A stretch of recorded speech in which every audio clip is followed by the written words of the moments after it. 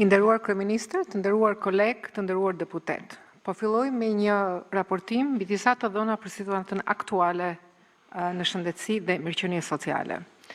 Së pari, pagat në sistemin shëndetësor për vitin 2026 janë indeksuar pagat e mjekëve dhe infermierëve me 2.5%, njihet vjetërsia diferencuar deri në 30 vite, përfitojnë mjek, farmacist, infermier, laborante teknik që punojnë në shërbimin parësor, dytësor dhe shëndetin publik. Kalojmë te parandalimi, shumë i rëndësishëm. Për herë të parë, programi i depistimit për kancerin e qafës së mitrës ofron testimin HPV, që është një mënyrë moderne e testimit.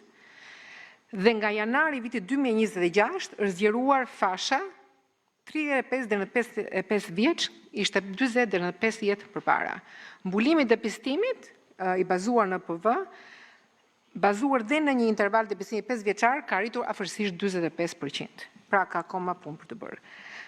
Vaksinimi kundër HPV,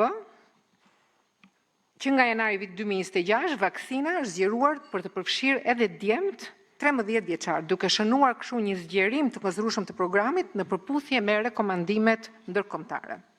Kam një lajm shumë të mirë për të ndarë me ju të tërë. Vaksinimi i hepatitit B ka arritur një mbulim vaksinal 98% dhe studimi i prevalencës së kryer në vitin 2025 midis fëmijëve të moshës 67 vjeç, sipas niveleve ndërkombëtare për ky vlerësim, rezultoi në një prevalencë 0 të infeksionit hepatitit B pas një rast pozitiv të identifikuar, dhe kjo është një provë fort që Shqipëria është në rrugën drejt certifikimit të eliminimit të hepatitit B në popullatën pediatrike. Megjithëse një panoramë e mirë mbi proceset e depistimit dhe parandalimit, sërish kemi në fokus zgjerimet e fashave respektive, mbi programet e depistimit, duhet të përmirësojmë rritjen e mbulesës vaksinale në programin kombëtar të vaksinimit specifikisht për fruth, rubeol dhe parotit. Të kaluar në shërbimin parësor, volumi vizitave në shërbimin e kujdesit parësor për muajin janar të 2026 është 712.275, kujdesi shëndetësor në banesë me një total prej 13.627 vizita në banesë vetëm për muajin janar 2026. Duke kaluar tek shërbimi spitalor, 12 spitale në nivel kombëtar kanë marrë autonominë menaxheriale. Për vitin 2026 kemi një rritje të buxhetit të barnave me vlerën 15 milion euro dhe aktualisht po punohet për zgjerimin e listës së barnave të rimbursueshme, ku po përmirësohet shumëllojshmëria e barnave në këtë listë. Gjithashtu, por i shikohet baza ligjore për të përmirësuar metodologjinë për të patur një akses të qëndrueshëm dhe në barna inovative. Për sa i përket mirëqenies sociale, për muajin janar 2026, 40.157 familje në nevojë e kategoritë veçanta kanë përfituar pagesa nga skema e ndihmës ekonomike.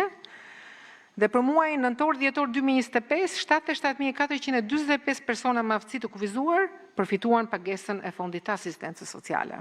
Për vitin 2026, u financuan nga fondi social 14 shërbime të reja sociale me 2.500 përfitues. Në kuadrin e integrimit evropian janë realizuar interim benchmark për kapitull 23, 19 dhe 24. Gjithashtu po vijë bashkëpunimi ndërkombëtar, ku sapo janë përfunduar takimet e para bilaterale për mjekësime të rëndësishme që na sigurojnë vërtet standarde europiane me Institutin e Shëndetit Publik në Rom dhe Institutin tonë sigurisht në Tiranë dhe Organizatën Botërore të Shëndetësisë, duke nënshkruar marrëveshje bashkëpunimi respektive. Kaloj te prioritetet. Prioriteti i parë, reforma e shërbimit spitalor, që synon modernizimin, racionalizimin dhe optimizimin e rjetit spitalor kombëtar. Po kryhet harxhimi i situatës aktuale të shërbimit spitalor, që mbështetet në 2 kritere kryesore: lëvizje demokratike, që sigurisht kemi pasur të ndjeshme, si dhe në indikatorët e performancës mbi shfrytëzimin e shtratit dhe konqëndrimin spitalor. Evidentimi i kapaciteteve, mangësive dhe nevojave sigurisht bëhet në të njëjtën kohë. Mendoj që kjo do përfundoj deri në qershor të 2026. Jemi duke kryer analizën krahasuese ndërkombëtare mbi modelet e autonomisë spitalore dhe praktikat më të mira që ekzistojnë, në mënyrë që identifikojmë opsionet e mundshme për përmirësimin e menaxhimit spitalor, sepse kemi nevojë për një përmirësim të ndjeshëm. Paralelisht, jemi duke vlerësuar përmirësimin e bazës ligjore mbi autonominë menaxheriale dhe financiare spitalore, dhe këto vlerësime mendojmë të përfundojmë brenda qershorit të këtij viti 2026. Prioriteti i dytë, reformimi i shërbimit onkologjik kombëtar. Në këtë drejtim kemi ndërmarrë dy reforma, po kryet analiza e shërbimit onkologjik si në Tiranë, në QSUT, gjithashtu edhe të rrjetit aktual të shërbimit onkologjik. Në këtë drejtim po punojmë për ngritjen, kemi hartuar plane veprimi për ngritjen e funksionimit të Institutit Kombëtar të Kancerit, që do të kthehet në një qendër kërkimore shkencore, pra jo vetëm një shërbim spitalor. Paralelisht ka filluar hartimi i standardeve të rrjetit onkologjik në Shqipëri dhe procesi i binjakëzimit si me Aleancën kundër kancerit shoqatës italiane, për krimin e infrastrukturës, ekspertizës dhe pajisjeve dhe banave onkologjike, gjithashtu janë miratuar nga bordi i tumoreve të gjitha protokollet e unifikuara, rëndësishme kjo kur flasim për banat onkologjike, dhe janë të tëra të konsultuara dhe me standardet të njëjta si në Institutin Kombëtar të Tumoreve në Milano, me të cilin do bëjmë një binjakëzim. Brenda vitit 2026 do të përfundoj rikualifikimi i 6 punkteve rajonale të kimioterapis me të njëjtët standarde si në shërbimin onkologjik në QSUT, dhe 6 të tjera do rikualifikohen brenda vitit 2027.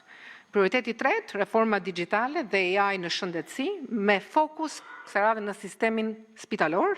Është kryer hartëzimi i sistemeve aktuale dhe identifikimi i mangësive dhe po punojmë me partnerë ndërkombëtar për reformimin e infrastrukturës digjitale dhe futjen e AI inovative.